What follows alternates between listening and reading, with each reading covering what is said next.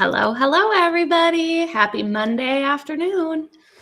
Happy live stream Monday.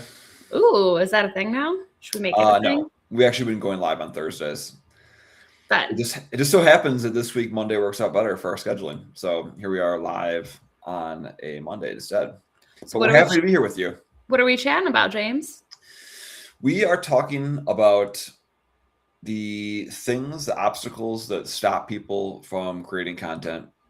And we're going to talk about how to overcome those obstacles, not just from getting over the fears of creating content and putting them out there, but also just some simple steps in getting started with creating content and putting it out onto the internet.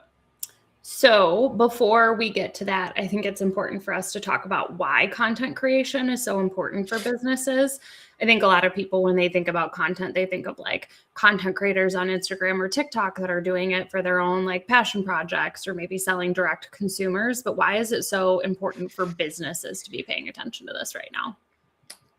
Before we even do that, I'm going to say, hey, we're going live. We're on YouTube. We're on LinkedIn. So if you have questions, comments, concerns, drop them in the chat. We have our buddy Weston here on the Roll-Off Consulting team. He's monitoring the chat. He's been pulling things in. That banner's moving way too fast for my eyes right now. But drop some questions in the chat to get started. But let's answer that question first. Why is it important for people to create content?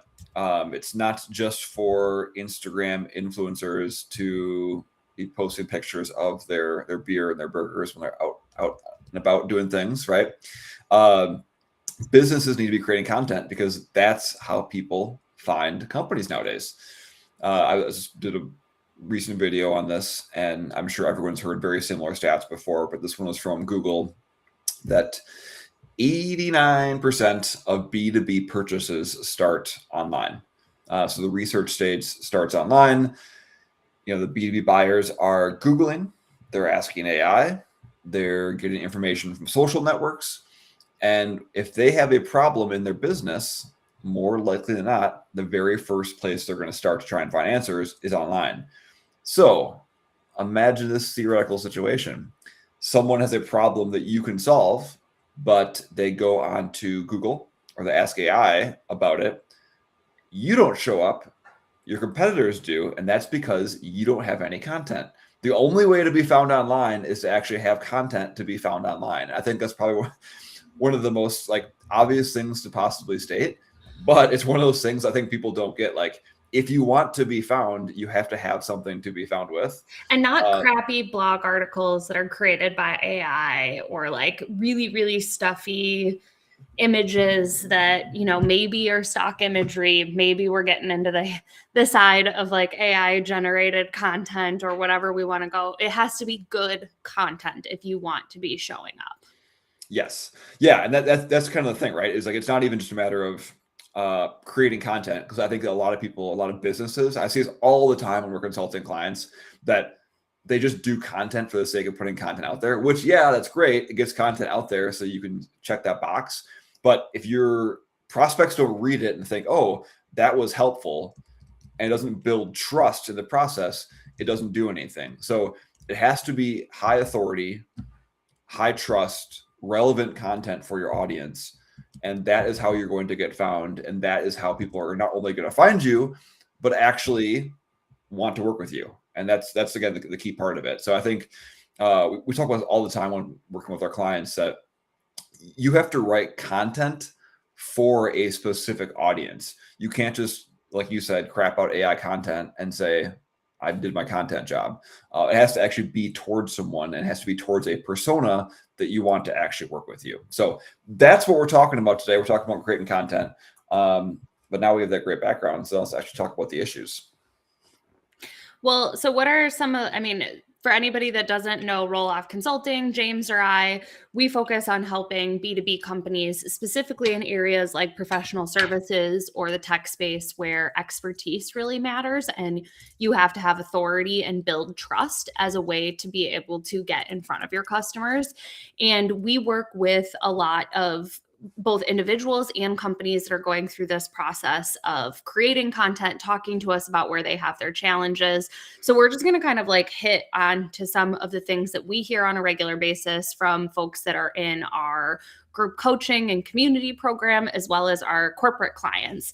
And I would say one of the biggest things that comes up often is I don't know what to post. People are like, I don't know what my clients are looking for or what kinds of content I should be creating. And they're lacking, you mentioned this idea of speaking to a specific person, but they're also lacking content ideas on how to speak to that person. So what advice do you have for them for coming over that? Yeah, I mean, that is the big thing, right? When it's kind of that blank page when, if you're an author and you're staring at a blank page and you're trying to write a book, it's always, what should I say? And kind of go back to what I just said, the point of creating content is not for you. It is for your buyer. It's for your prospect. So, and my background's in sales, your background's in sales as well. And so this is a little bit easier for us than say a marketing person, but a good marketing person should also be out in front of the customers. But my really simple tip is when you're in sales conversations, listen to what your prospects are asking you. What are the questions they're asking you during that initial discovery meeting? What questions are they asking around the problem that they have? How are they talking about the problem that they have in their business? How are they asking questions about your solution and how it works and the expectations for how it works? Your customers will give you and your prospects will give you incredibly good content ideas.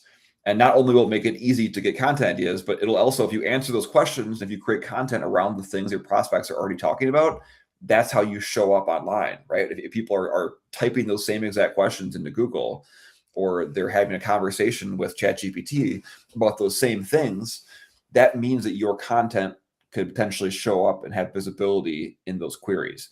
So that's kind of the basic thing, right? And again, my background, I was in sales, but I was for a digital marketing company, web design company. So we did a lot of stuff with SEO. We still do a lot of stuff with SEO in our current business. And you can get super advanced with that. You can do all this fancy keyword research and build out entire tables of how you're going to create content. But I find sometimes when you do that too much, you kind of lose perspective of the customer. You're so focused on SEO, you're so focused on keywords that you forget sometimes that you are talking to a prospect. So to back up to your question, it comes down to who are you creating content for, and create content for that person. And that's how you're going to show up. Is that, and you experience the same thing on the social side? Yeah, I think I'm also going to add into the conversation to stop overcomplicating it. Your customers are not experts in your field. They're coming to you because they don't know how to do what you do. And when it comes to starting to create content and creating content that's going to be valuable for people that might be searching for you, or people who know this much about everything there is to know about your industry, then they are looking for the content that is at that 101 level, that beginner level, that's going to help them feel like they have a handle on the buying decision that they're trying to make. You mentioned earlier this idea that like 89% of buying starts online. Most people want to go out and get a certain level of information and understanding about the decision that they're making before they talk to a salesperson, because they want to have ground to stand on. So the more that you can create content that starts at that 101 level, giving people kind of the stepping stones that they need to build the literacy that they need to be able to make that buying decision, the more they're going to trust you because you've helped them learn. But also, you don't have to be operating at this like super high level within your industry with super in-depth, kind of confusing, over the top content. You're better off starting with that 101 content. And when I unlocked that idea, I got significantly more exposure to people from my content, but I also got a lot more messages from people being like, thank you so much for creating this. You helped me actually understand this term or understand what I need to be looking for in a solution. And that trust builds over time and makes it that much easier for someone to come into your DMs or go onto your website or do whatever it is to want to work with you because you've helped them build that foundational knowledge that they need. Yes, absolutely. I think that's something we see commonly with working with clients is they're experts at what they do. They have a deep knowledge of the services they provide, the industry they're in, the products they offer, and they think that they need to get at that level deep when they're creating content. They think they need to go down to the nitty gritty of the intricacies of their products and the problems they're facing. And there's a time and a place for in-depth content, right? Like maybe you're creating some sort of like guide where you're doing a longer form webinar. But even then, the reason your customers are hiring you is because you're the expert. They're not at the same level as you, right? And that's the really important part of understanding that, is that your customers, like you said, are at that 101 level. So our analogy and our framework, we call it the favorite teacher framework. The whole concept behind it is that you want to be the favorite teacher of your industry. And uh, part of doing that is putting together a good curriculum. And teachers don't throw you into a 500 level class right away, right? We have young children, right? We have kids, and it's one of those things where uh, if our kids were learning, calculus right now, even though they're in fourth grade, or one's in fourth grade, that wouldn't be very helpful for her, right? She's learning multiplication, division, fractions, because that's a stepping stone to get to where you need to be. And the teachers, thankfully, those fourth grade teachers understand that kids should not be learning calculus at that age. So that's a really, really important part of getting started, is just getting started with the 101 level content more than anything. Yeah, so we've got a question that I want to pull up here, kind of going over my face a little bit, but what's one tip for business owners who are struggling to define who their audience is? So we talked about it, how important it is to know who you're talking to, but how do we figure that out? Yeah, well, I mean, the easiest place to start there is, who are your current customers? And so I'm a very big fan of the 80-20 principle, and looking at that from a statistics point of view of looking at data set. So keeping it simple here, pull a list of your sales for the last 12 months and order them from highest revenue to lowest revenue, and identify those top 20% of your customers who more likely than not are producing 80% plus of your revenue, and look amongst those top 20% of customers. A really simple way of doing it is just picking a customer or two and thinking of them as the person you're talking to when you're creating content. Or if you get a little bit deeper, you can also put together a buyer persona, right? So like look for trends amongst your top accounts and create some sort of like fictional representation of that and use that. Again, we're talking simple stuff here and overcoming the most basic things. So I would say just pick one favorite customer, pick one customer you love working with. And when you're thinking of them, create that content for that person. Obviously, you don't want to call them out by name when you're writing a blog post or doing a short form video, but switch out the name for some common name that sounds like that, right? It's like, if your favorite customer's name is Sarah, call her Jennifer when you're writing the persona, and just think about that when you're creating it. But that allows you to really identify your audience in a really simple way. Again, this is where I go back to, so many marketing firms and agencies get way too in the weeds with audience development. And yes, if you're running a multi-million-dollar ad campaign every year, you need to have different audiences and all these different things. But for the average B2B company, it's a small to medium-sized company, just think of your favorite customer to work with. And that's probably the best audience to get started with.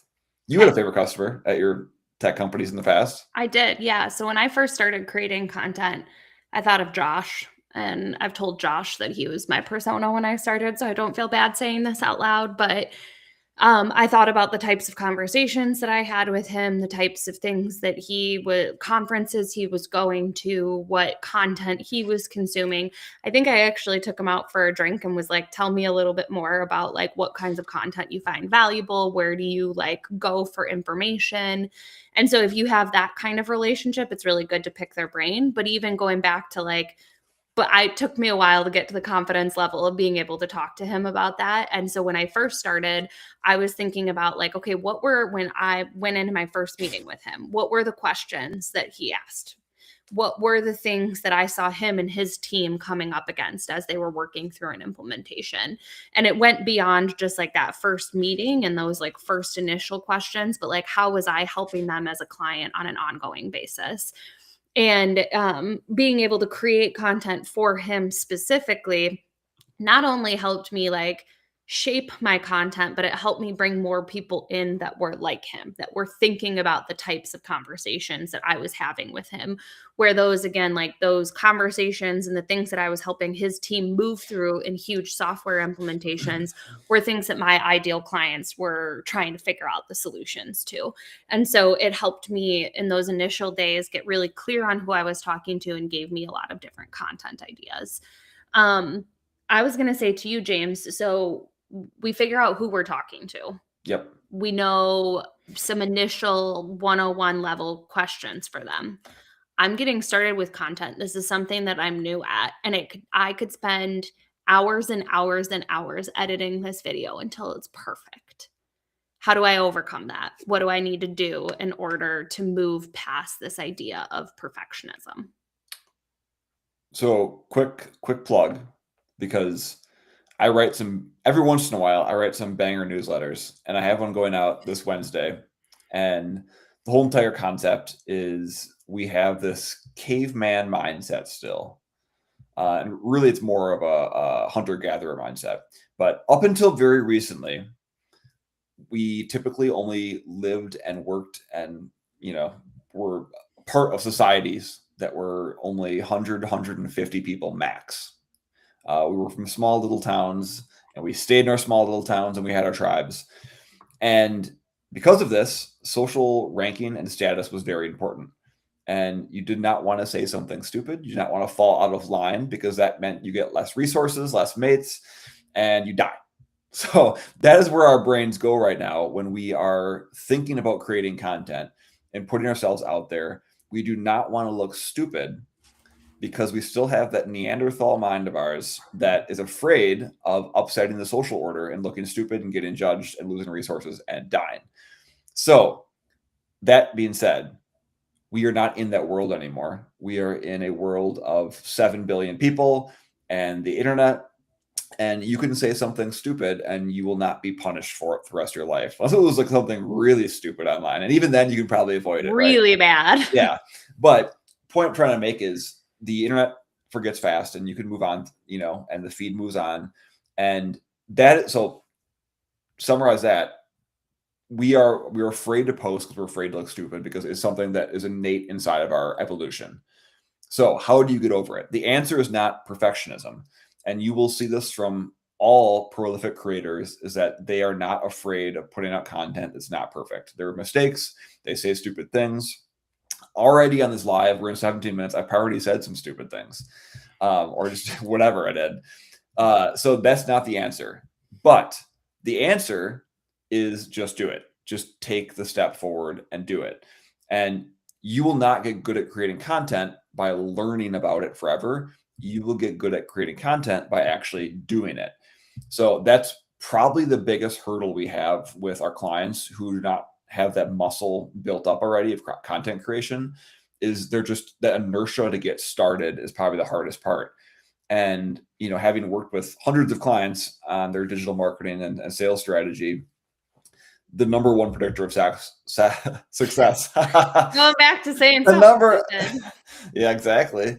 The number one predictor of success is if they're willing to take action on it or not, because the ones that are willing to take action on it are the ones who will ultimately be successful, because they will get better at it. So this is not something that I would say is profound advice, but it is advice coming from people we're experts at this, right? The thing to do is just to start with it. Do you agree? I think just like, the most simple way to say this is the antidote to perfectionism is action. And the more that you create and the more that you do, the more you realize nobody cares if you're perfect. And truthfully, at the very beginning, too, if you're in the days where you are figuring out who your buyer persona is, figuring out who you're talking to and getting started, there's not a lot of people watching you yet. So now is the time to create imperfect content. And imperfect action is always going to weigh out waiting for perfection. And I have plenty of videos out there, and we always talk about the law of nature, that when something is spelled wrong or the captions are wrong or you pronounce a word incorrectly, that's all just engagement bait, right? Like, I don't even do it intentionally, but one time I used the word irregardless in a video, And that baby popped up to going viral because half the comments were people saying irregardless isn't a word. It is a word. It's just not commonly used. And they didn't like that I used it. I had to Google it to make sure that I didn't make up a word. But like those types of things actually can help you get more exposure. And so that action will help you rethink the idea of perfectionism. Now, Yeah. will you still always probably be your toughest critic? 100%. That's absolutely going to happen. But I think perfectionism or claiming that things need to be perfect before you put them out the door is just really another way for people to avoid doing it. And so that's why like the action has to be the anecdote in that scenario. Yeah, and going even deeper on the mistake side of things, my friend Andrew Foxwell, Andrew, if you're watching, thanks for the insight here. He runs a digital marketing group, and he also does a lot of meta advertising consulting, and so there's a lot of stuff with meta advertising, so Facebook and Instagram. And this is probably 2 or 3 years ago now. I saw him do a presentation here in Madison, and he talked about what ads were performing best right now. And he specifically said ugly ads perform well. And what he meant by ugly is ads that looked like they were not polished up from an ad agency. Because you might have heard this term before called banner blindness, right? When you're on a website, you just kind of have blindness to the banners around you. And the same things happens on social media, where if you're scrolling down the LinkedIn feed and some really polished video shows up, that's clearly a corporate brand video, your eyes will glaze over, you'll look for something that's real. And again, this is where, from a content creator side of things, if you are a business executive and you can grab your smartphone and record yourself talking to your ideal customer and answering a bunch of questions, then that will, show up on their feeds, and that will look natural and it'll look like something people want to get drawn into. So it's not only not a negative to have some amateurness to what you're doing. It's actually probably a positive to have a more amateur look and feel, because you're actually going to get more engagement from it. Mm-hmm. So one of the other things, and I think we kind of mentioned this a little bit when you were talking about the monkey brain and like our thought process surrounding content, but what do we have to say to folks who are maybe a little afraid of like judgment from their peers, or like the snidey little comments that we both have received throughout our content creation journey? It's going to come, right? Haters going to hate. And I think that's just part of the process. And if you're afraid of people making comments, you're not going to make it in this world in general, right? It's like, we have young children, and they come home and tell us the things that the kids say at school sometimes. And our kids are very well liked. They're high up on the social hierarchy of their school. But irregardless of that point of things, they still get comments made to them. And even on the YouTube stream, I've gotten some strange comments today, and I've had strange comments in the past on YouTube, right?